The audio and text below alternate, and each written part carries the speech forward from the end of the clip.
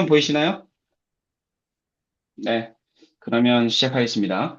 자, 먼저 필력을 키우기 위해서 이 자리에 함께 해주신 분들 모두 환영합니다.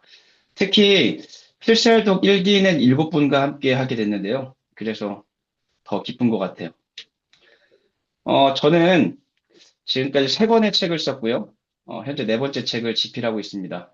4번째 책은 제 투고를 했는데 어, 이제 출판사 2곳에서 계약을 하자고 연락이 와서 지금 조금 기쁜 마음으로 기다리고 있는 중입니다. 이번 챌린지를 통해서 저 역시 글쓰기의 성장을 좀 하고 싶고요. 이 자리에 계신 분들과 함께 필력을 한번 키워나가고 싶습니다. 30일이라는 시간이 누군가에게 짧게 스쳐 지나가는 순간일지도 모르지만 작은 변화를 일으키기에는 충분한 시간이라고 생각합니다. 그래서 이 30일의 여정을 어, 우리 한번 멋지게 만들어 봤으면 좋겠습니다. 먼저 여러분께 엉뚱한 질문 하나 드리겠습니다. 다소 엉뚱하게 들릴 수도 있는데요. 노래를 잘하려면 어떻게 해야 될까요? 네, 뭐 여러 가지 방법이 있겠죠. 여러분도 잘 아시는 유명한 프로듀서죠. 가수 박진영은 이렇게 말했습니다. 노래는 공기 반, 소리 반, 곧 말하듯이 부르는 것이 가장 잘 부르는 노래라고 하는데요. 노래와 말 사이의 경계가 사라지는 순간 자신의 진짜 목소리를 듣게 된다고도 하죠. 자, 그러면 글쓰기를 잘하려면 어떻게 해야 될까요? 대부분의 사람들은 많이 써보라고 합니다. 하지만 여기서 또 물음표가 생길 겁니다. 그래서 어떻게 쓰라는 건데? 뭐 이런 생각이 들지 않을까요? 아마 여기 계신 분들도 비슷한 궁금증을 느껴보신 적 있으실 겁니다. 그럼 대체 어떤 글이 잘 쓴 글일까요? 문장이 매끄러운 글, 감동을 주는 글, 쉽게 써진 글들을 생각해 볼 수 있는데요. 혹시 여러분은 어떤 글이 잘 쓴 글이라고 생각하시나요? 저는 글쓰기가 옷을 입는 것과 같다고 생각합니다. 어떤 사람은 청바지를 입었을 때 가장 멋지다고 생각을 하고요. 어떤 사람은 슈트를 입었을 때 비로소 패션이 완성됐다고 합니다. 또 누군가는 모자를 써야만 자신의 스타일이 완벽해졌다고 하죠. 글도 다르지 않습니다. 아무리 멋지다고 스스로 자부하는 글이 있어도 어떤 사람에게는 빛나 보일 수 있지만 또 어떤 사람에게는 그렇지 않을 수가 있습니다. 그래서 저는 가장 좋은 글은 결국 나의 이야기에서 시작된다고 생각합니다. 단순히 내가 살아온 흔적을 나열하는 것이 아니라 내가 겪고 느낀 그 순간들을 언어로 길어 올려서 표현하는 거죠. 그런 걸 누군가 나눌 때 비로소 글이 살아 숨쉰다고 생각합니다. 아, 큰일인데? 아, 내 이야기는 별거 없는데? 뭐 이렇게 생각하시는 분들도 계실 겁니다. 만약 그런 생각을 가지고 계시다면 저는 이렇게 말씀드리고 싶습니다. 별거 아닌 이야기면 오히려 담담하게 쓰세요. 있는 그대로 꾸밈 없이 써내려가는 그 글 속에서 진짜 내 목소리를 만날 수 있을 겁니다. 오히려 글을 멋있게 쓰려고 하거나 힘을 주면 사람들은 더 멀어질 수도 있습니다. 이게 제 경험인데요. 대화의 정석을 쓴 정홍수 작가님을 만난 적이 있습니다. 그때 저는 정홍수 작가님을 만나서 이런 이야기를 했어요. 미시적인 우연은 거시적인 필연이다. 저는 책을 읽으면서 작가님을 꼭 만날 거라고 생각했습니다. 그리고 그 순간 바로 지적을 받았습니다. 물론 그때 제가 글을 쓰고 있었기 때문에 그런 표현들을 쓰려고 노력했던 것도 있지만, 영신님, 글을 쓰고 계셔서 그렇지만 말하기에는 너무 어려운 표현이에요. 그때 저는 깨달았습니다. 오히려 작가님을 만나게 된 건 우연이지만, 우연처럼 보이지만, 실제로는 이렇게 만나게 될 인연이었나 봅니다. 이렇게 편하게, 쉽게 말했으면 얼마나 좋았을까. 이렇게 좀 반성을 하게 된 사건이 있었습니다. 그래서 저는 말하기와 글쓰기는 본질적으로 같다고 생각합니다. 두 가지 모두 결국 생각을 표현하는 것이잖아요. 다만, 말하기는 소리로, 글쓰기는 문자로 표현하는 것이죠. 그래서 말하기를 잘하려면 글쓰기도 자연스럽게 향상됩니다. 말은 생각의 흐름을 즉시 꺼내놓는 것이고, 글쓰기는 그런 말을 잘할 수 있도록 힘을 실어주는 것이기 때문인데요. 글을 통해 논리와 구조를 다루는 힘이 길러지기 때문에 글을 잘 쓰면 말도 잘할 수 있습니다. 자, 예를 들어 볼게요. 이 그림을 보면 어떤 생각이 떠오르시나요? 어렸을 때부터 저희는 이 그림을 보고 노래도 부르고 말도 하고 글도 썼던 경험이 있을 겁니다. 예를 들면 원숭이 엉덩이는 빨개, 빨가면 사과, 사과는 맛있어, 맛있으면 바나나, 바나나는 길어. 뭐 이런 말들 해봤잖아요. 이처럼 그냥 내가 내 눈에 보이는 것을 보고 그냥 막 말을 해보는 거예요. 어, 글 쓸 때도 먼저 입 밖으로 내서 말을 해본 다음에 글을 쓰면 조금 정리가 되는 느낌을 받을 수 있습니다.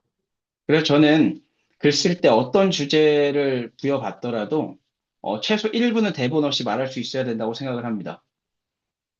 처음에는 말이 잘 안 나올 수도 있습니다. 그럴 때 그냥 쉽게 생각하세요. 빨간색이네? 아, 사과가 생각나는데. 아, 사과 아침에 먹으면 좋다는데? 갑자기 백설공주가 떠오르네? 백설공주는 예뻤을까? 아, 일곱 난장이들은 왜 그녀를 따랐지? 뭐 이렇게 그냥 말도 안 되는 소리인데 이렇게 그냥 해보는 겁니다. 이런 식으로 그냥 이야기를 하다 보면, 어, 어, 그래도 1분 동안 나는 말을 할 수 있네? 말을 할 수 있으면 글을 쓸 수 있습니다. 논리적 순서나 완벽한 문장 구조를 처음부터 구사할 수는 없습니다. 그냥 마음속에 떠오르는 대로, 생각나는 대로 그냥 말하는 겁니다. 그 다음 글을 쓰면 이상하게 무언가 정리된 듯한 그런 느낌을 받을 수 있을 겁니다. 그리고 나서 내 글에 비유와 은유를 입혀보는 훈련을 하는 건데요. 책을 쓸 때, 글을 한 번만에 쓰는 경우는 없습니다. 저도 한 번 글을 쓰고 나면 그거를 고치는 과정을 두 번, 세 번, 거치게 되는데요. 어, 이렇게 쓰고 지우고를 반복할수록 글이 더 단단해집니다. 그래서 처음에는 그냥 떠오르는 대로 쓰고, 그 다음에 보완하는 과정에서 은유나 비유를 이제 입혀보는 훈련을 하는 겁니다. 이렇게 작은 반복 속에서 하다 보면 내 글이 새로 태어나는 것을 알 수 있습니다. 자, 이건 바디로션인데요. 바디로션을 쓰다가 거의 용량이 이제 다 닳았을 때 꾹꾹 눌러도 나오지 않았던 경험이 있을 겁니다. 저는 이때 이걸 보고 갑자기 그런 생각이 들었어요. 어? 이거 글감인데? 그래서 이렇게 짧게 글을 한번 써봤습니다. 뚜껑 열린다. 너를 보고 하는 말. 꾹꾹 누르는 것도 한계가 있어. 바디로션. 자, 이건 제가 작년 8월에 제 인스타그램에 올린 겁니다. 어, 제가 작년 8월에 걸 이렇게 가져온 이유는 저는 작년부터 이런 훈련을 조금씩 하고 있었다는 것을 말씀드리고 싶어서 가져왔습니다. 또 하나 예를 들어 볼 건데요. 편의점을 가면 또 원 플러스 원이라는 이런 표현 붙여진 거를 자주 볼 수 있게 되는데요. 심심치 않게 보이는 이것이었는데 그냥 갑자기 글감이네? 이런 생각이 들게 됐던 거죠. 그래서 또 이렇게 글을 써봤습니다. 사회나 배웠다. 2 더하기 1보다 1 더하기 1이 더 크다는 진리. 편의점. 이런 겁니다.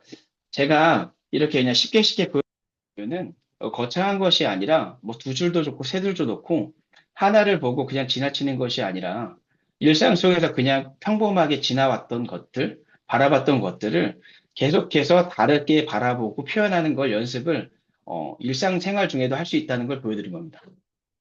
그리고 이것도 작년 8월에 올린 건데요. 글은 쓰는 순간 기록이 됩니다. 그리고 기록이 되는 순간, 나 혼자만의 것이 아닙니다. 당당하게 공유하고 나눌 수 있는 것도 하나의 훈련이라고 생각합니다. 자, 이제 필살독에서 제가 하고 싶은 게 바로 이 문장 공부입니다. 어, 이게 필력을 키우는 글쓰기에 대해서 이제 많이 이야기를 하고 고민을 해봤었는데요. 책을 쓰다가 또 길을 걷다가 우연히 어떤 카피 문구를 마주했을 때, 이거 좀 괜찮네. 아, 이 사람 좀 쓰네. 뭐 이런 생각을 해보신 적이 있을 거예요. 그런 문장들을 눈여겨봤다가 내 것으로 만드는 연습이 문장 공부입니다. 문장 공부를 하는 방법은 간단합니다. 먼저 책을 읽습니다. 책은 아무 책이나 읽어도 상관없습니다. 어, 그리고 혹시 무슨 책을 읽어야 될지 모르겠다면, 저는 오늘도 묻지 않는 그대에게를 추천합니다. 네, 농담이고요. 어, 책을 읽고, 떤 책이든 상관없고, 책을 읽고 항상 밑줄을 그어본 적이 있을 거예요. 음, 그냥 밑줄을 긋는 겁니다. 아무 문장이나 내가 마음에 조금이라도 와닿았다? 아니면, 이거 괜찮네? 이런 문장에 그냥 밑줄을 긋는 거예요. 그 다음에 밑줄 그은 문장들은 하나의 파일에 다 정리를 합니다. 이걸 문장 수집이라고 하거든요. 그 다음에 수집한 문장 중에서 하나의 문장만을 골라서 이제 펼쳐놓고 그 중에서 키워드를 하나 찾아보는 거예요. 문장이 정말 잘 쓴 문장이지만 그 중에서도 내 마음을 잡았던 단어는 있을 겁니다. 그걸 찾아보는 겁니다. 그리고 그 키워드를 나의 경험과 삶의 글로 이제 표현을 해보는 거죠. 이거 제가 실제 문장 공부했던 것인데요. 에디톨로지라는 책을 읽고서 시선은 권력이다라는 말에 저는 마음이 좀 남았습니다. 그래서 음, 시선이 권력인가? 권력? 권력은 시선이야? 그럼 시선은 높은 것이고 좋은 것이네? 높은 자리? 중요한 자리? 이렇게 이미지를 생각하다 보니까 이렇게 글이 완성이 됐습니다. 나는 이렇게 될 것이다라는 책을 이제 보면서 개인의 매력과 자신의 인생이라는 것에 잠시 멈추게 됐는데요. 아, 내 인생과 내 매력이 나의 이야기가 정말 매력적으로 될 수 있겠구나. 이렇게 생각을 하면서 이런 글을 쓰게 됐습니다. 근데 이렇게만 들으면, 그래서요, 문장을 모으고 키워드를 보라는 거 알겠는데, 그래서 도대체 어떻게 쓰라는 거예요? 이렇게 질문하실 수 있을 거예요. 혹시 이런 그림을 보신 적 있으신가요? 네, 이거는 바로 일본의 야구 선수 오타니 쇼헤이가 사용해서 널리 알려진 만다라트라는 겁니다. 그러니까 하나의 큰 목표를 세우고요. 그 목표를 두고 그 목표를 이루기 위한 요소들을 주변에 차근차근 적어가면서 정리를 하는 건데요. 저는 이 방법을 문장 공부에 적용을 해봤습니다. 수집한 문장에서 키워드를 하나 정한 다음에 그냥 키워드를 하나 적어놓고 키워드에 연관되는 거 아무거나 적어보는 거예요. 그러면서 어떤 글을 쓸지 구체적인 방법을 찾아나가는 겁니다. 이렇게 계속 정리를 하는 습관을 하다 보면 추상적인 생각이 눈앞에 선명해지면서 좀 막막했던 글쓰기가 어떤 내용으로 써야겠다는 확신이 조금씩 생기기 시작합니다. 필요하면 이 양식은 제가 올려드리겠습니다. 그래서 앞으로 30일 동안 이제 이렇게 할 건데요. 어, 매일 독서할 겁니다. 분량은 최소 10장입니다. 사실 저는 한 20장 정도는 읽어야 효과가 크다고 생각을 하는데요. 하지만 이 챌린지의 그 첫 번째 핵심은 습관입니다. 습관 형성이라는 것은 과하거나 힘들면 유지하기가 어렵습니다. 그래서 분량은 10장으로 정했고요. 물론 더 읽고 싶은 분들은 더 읽으셔도 됩니다. 하지만 10장은 반드시 지켜주셔야 됩니다. 챌린지는 9월 10일 수요일부터 시작합니다. 그러니까 내일 하루는 책을 고르는 시간을 갖도록 하겠습니다. 앞서 말씀드렸듯이 어떤 책이든 상관없습니다. 하루 10장을 선택한 이유는 또 하나가 있는데요. 하루 10장이면 30일이 지난 뒤에 300장을 읽겠죠. 네, 책 한 권 분량입니다. 책 한 권을 온전히 나만의 문장으로 만드는 훈련을 하는 겁니다. 두 번째는 마음에 남는 문장을 수집하는 건데요. 책을 읽다 보면 마음에 탁 하고 이제 와닿는 문장이 있잖아요. 밑줄을 긋고 이걸 하나의 파일에 그냥 모으는 겁니다. 네. 그리고 세 번째는 키워드 찾기입니다. 밑줄 그은 문장에서 키워드를 찾아서 만다라트 방법도 좋고 아니면 자신이 하는 방법이 있다면 그런 방법도 괜찮습니다. 하나의 단어 키워드를 곱씹고 생각하면서 그거랑 연결된 단어들을 생각을 해보고 이제 글을 써보는 겁니다. 그렇게 완성이 되면 하루에 한 번씩 글을 쓰는데요. 나만의 문장을 만들어서 어떤 내용이든 상관없습니다. 잘 쓸 필요도 없습니다. 그냥 쓰시면 됩니다. 오늘 옛날에 일기 썼던 거 기억나시죠? 아침에 일어났다, 밥을 먹었다, 학교에 갔다, 집에 왔다. 뭐 이런 식으로 적어도 됩니다. 500자만 채우시면 돼요. 그렇게 처음에 습관을 들이고 나면 제가 계속 피드백을 드릴 거고요. 피드백을 보완하는 과정에서 글쓰기의 감각을 익히실 수 있을 겁니다.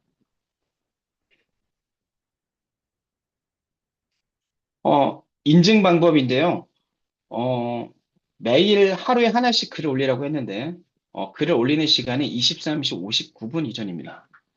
인증은 두 군데에 올리는 것으로 할 겁니다.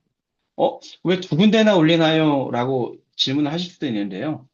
먼저 오픈 채팅방에 인증하는 건 동기부여입니다.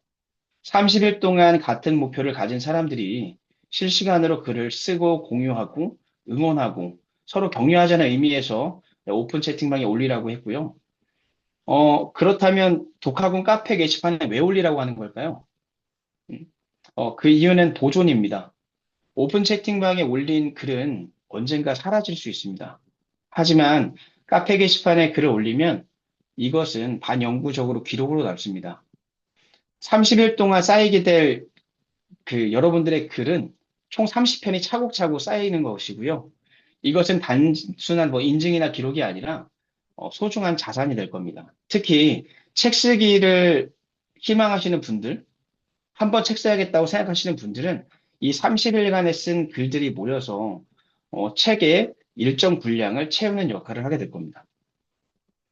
그래서 이렇게 두 가지 인증하는 거는 동기부여와 뭐 보존 이렇게 두 가지 의미가 있다고 생각하시면 되겠습니다. 어, 이렇게 매일 글을 올리시면 제가 매일 피드백을 해드리겠습니다. 단순히 댓글식으로 잘 썼네요, 좋습니다 이런 댓글이 아니고요. 제가 정말 에너지를 갈아서 영혼을 갈아서 피드백을 드리겠습니다. 이 점이 어떻게 보면 기존에 해왔던 다른 챌린지와 좀 다른 것이라고 생각할 수 있을 겁니다. 글을 쓰는 것에서 멈추지 않고 피드백을 통해서 더 보완하면서 글로 이어지는 그런 경험을 하셨으면 좋겠습니다. 하지만 글을 하루라도 올리지 않으면 합의할 수 없습니다.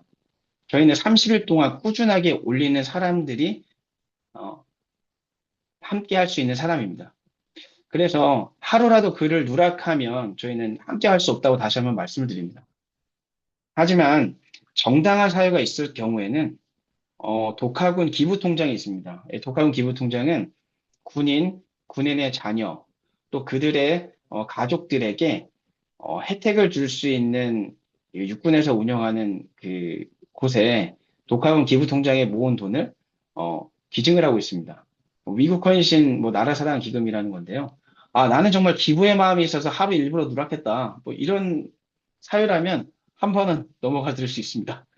하지만 한 번 누락했다고 지나가는 것이 아니고요.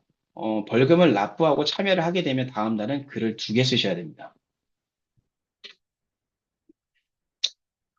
마지막으로 제가 당부드리고 싶은 말씀은요.